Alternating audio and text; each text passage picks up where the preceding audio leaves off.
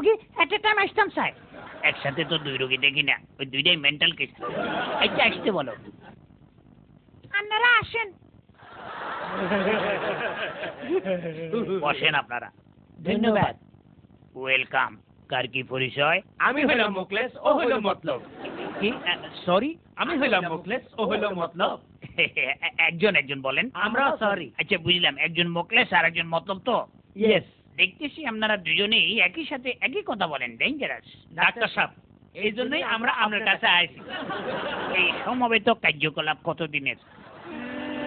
বলতে পারেন excuse me, প্রায় বাল্যকাল থেকে। অনেক পুরান রোগ। জি জি।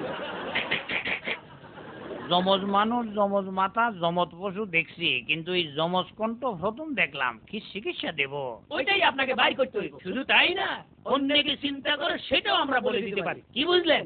এখন ভাবতেছি আপনাদের কোনো চিকিৎসা করাবো নাকি নতুন কোনো কাজে লাগাবো।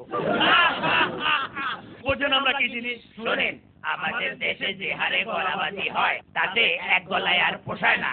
ভাবতেছি এই গলাবাজিতে যমজ গলা চালু করবো কিনা। রাজি? না, কথা নয়, কাজ ভালো বাসছি, তাই তো আমরা আপনার কাছে আসছি। আইয়েন। সরি, বিরক্ত করলাম। স্যার, দূরবে আপনার দেখা তো ভাইয়ের বউ বাদ যাইতেন না? জানো, তবে আমি এখন সমবেত কথার মধ্যে আছি, কোনটা কার কথা বুঝতেছি না, পরে আসিও। আচ্ছা স্যার।